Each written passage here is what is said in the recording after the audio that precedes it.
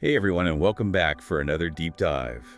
You know that feeling when you're pouring your heart out to your partner, Mm. but they just seem so distant, emotionally checked out? It can be so frustrating, It really can. And it's a dynamic that plays out in so many relationships. which is exactly why we're diving deep today into the world of avoidant attachment styles. We'll be drawing insights from the article, How to Love Your Avoidant Partner. Sounds fascinating. It is. Bye. And I think you'll find this particularly intriguing. The article suggests that avoidants don't necessarily struggle with love itself, Okay. but with the vulnerability that comes with it.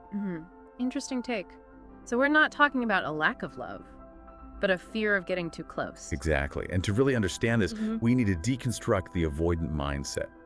Get to the root of what drives this behavior. Right. Because on the surface, it can be so easy to misinterpret that distance as rejection or a lack of caring. Absolutely. Yeah. But the article suggests that it's more about self-protection, a deeply ingrained coping mechanism. Makes sense.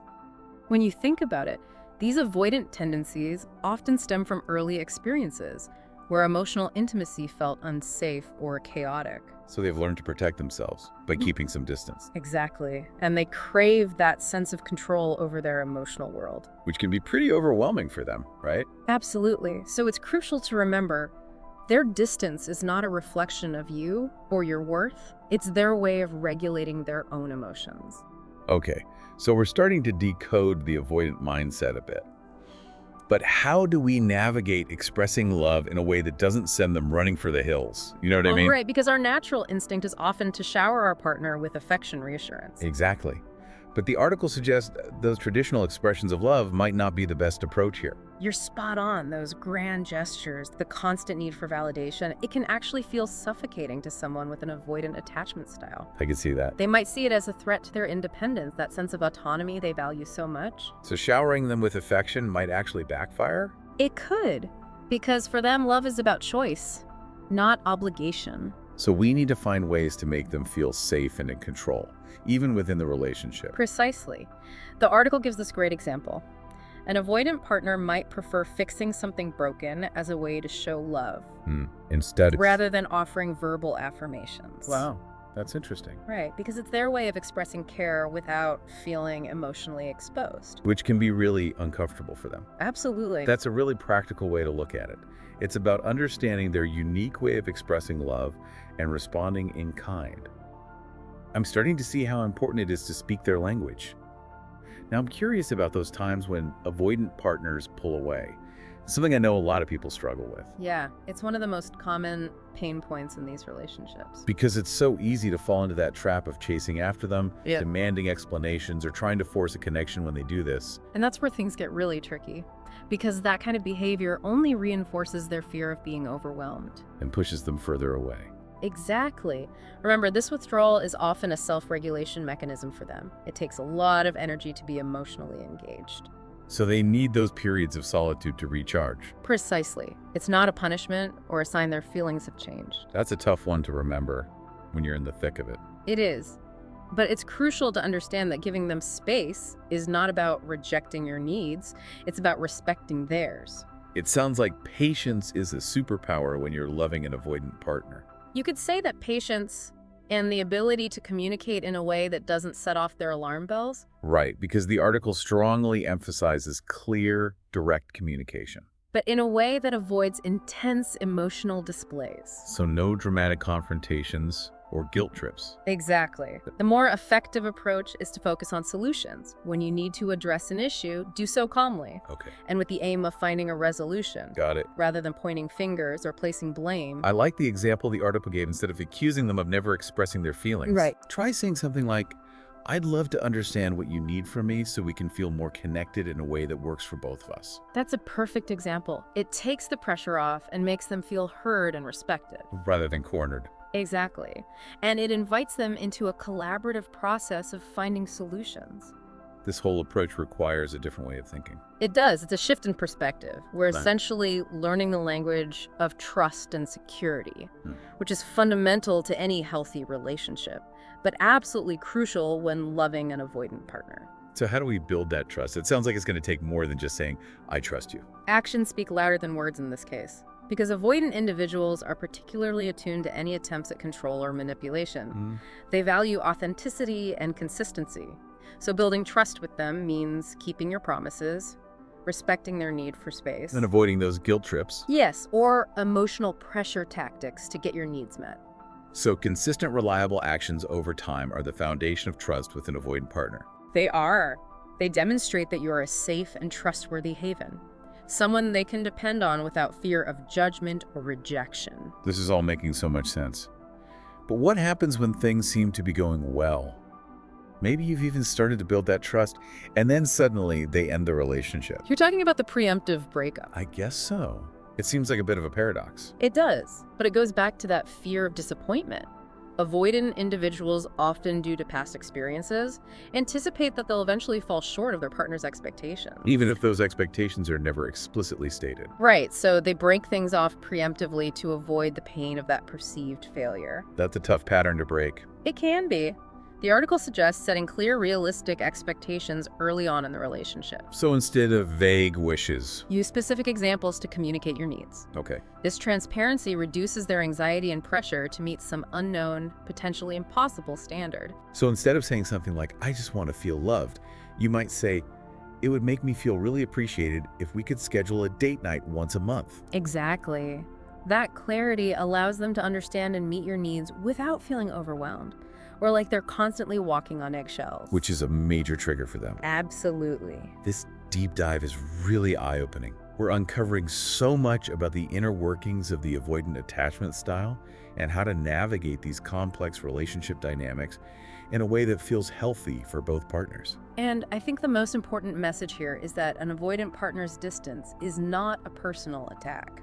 Or a sign they're incapable of love. Right. It's a protective strategy they've developed to manage their emotional world. And with patience, understanding, and consistent effort, we can create a space where they feel safe enough to let their guard down and experience the full depth of connection and intimacy. You got it. And that's something truly worth striving for.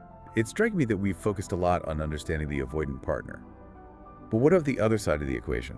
You mean the non-avoidant partner? Exactly. How do we ensure our own needs are being met in the relationship?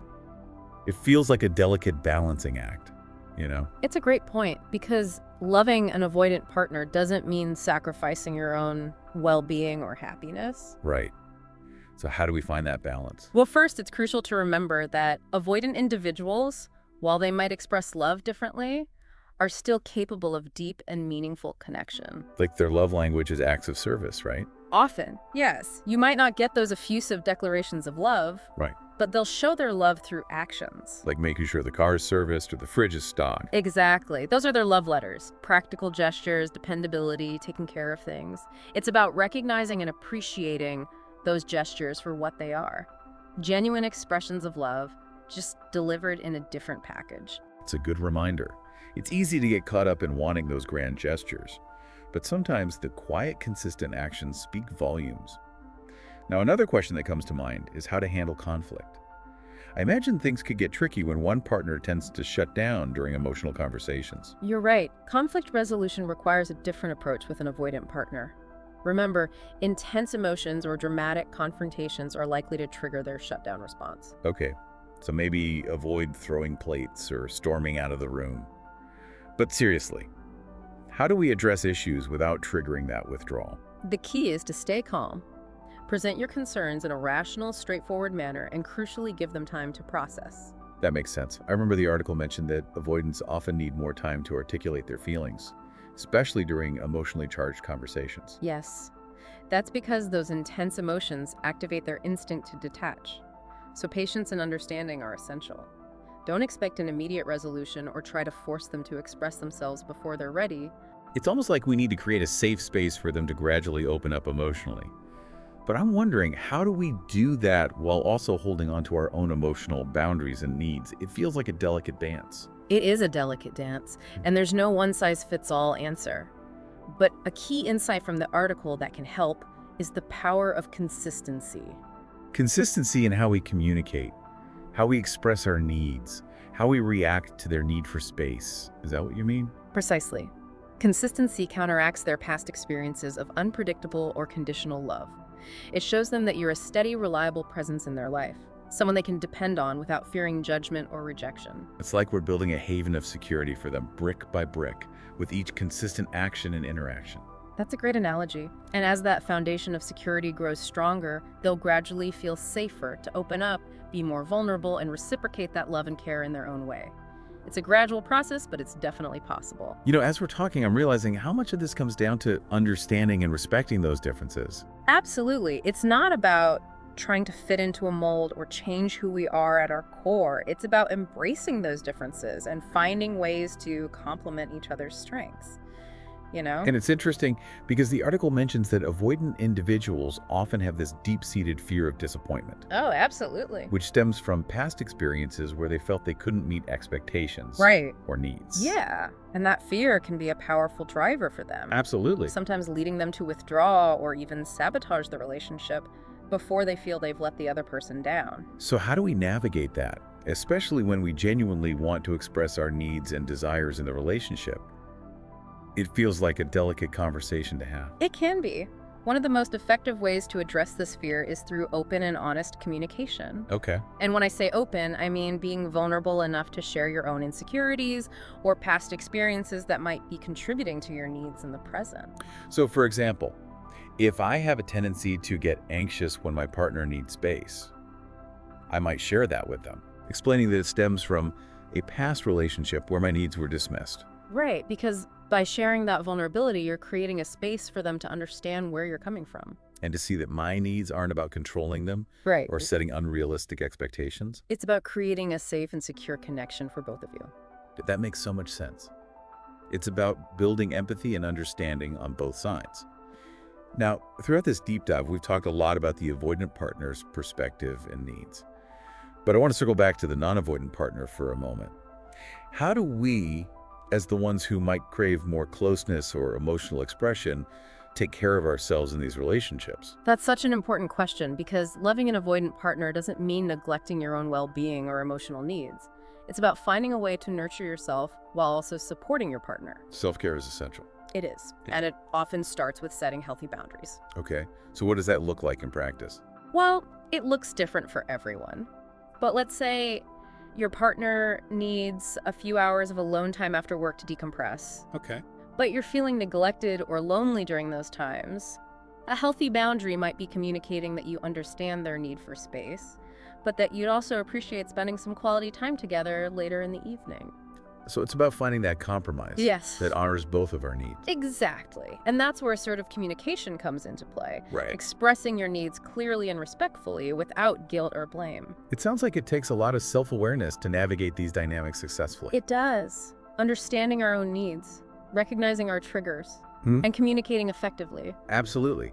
It's like we're doing our own internal deep dive alongside this conversation about avoidant attachment styles. Exactly. And the more we understand ourselves, the better equipped we are to navigate the complexities of any relationship, whether it's with an avoidant partner or anyone else. This has been such an insightful and empowering conversation. I feel like we've covered so much ground, from decoding the avoidant mindset to understanding the importance of clear communication, setting boundaries, and practicing self-care. It's been a pleasure diving deep into this topic with you. And I think the most important takeaway is that while loving an avoidant partner can present unique challenges, it's absolutely possible to build a fulfilling, loving relationship that honors both partners' needs. Absolutely. And I think the key is to approach these relationships with curiosity, compassion, and a willingness to keep learning and growing together. I couldn't agree more. And remember, there are resources available to support you on this journey. Books, articles, therapists, and even online communities where you can connect with others who understand these dynamics. You're not alone. So to all our listeners out there who are navigating the complexities of loving an avoidant partner, know that you're not alone. And more importantly, know that it's possible to create a love story that's both unique and beautiful, one that honors your individual needs and celebrates the power of connection. It's been a joy sharing these insights with you. And as always, keep exploring, keep growing, and keep diving deep into the mysteries of the human heart. Until next time, happy diving.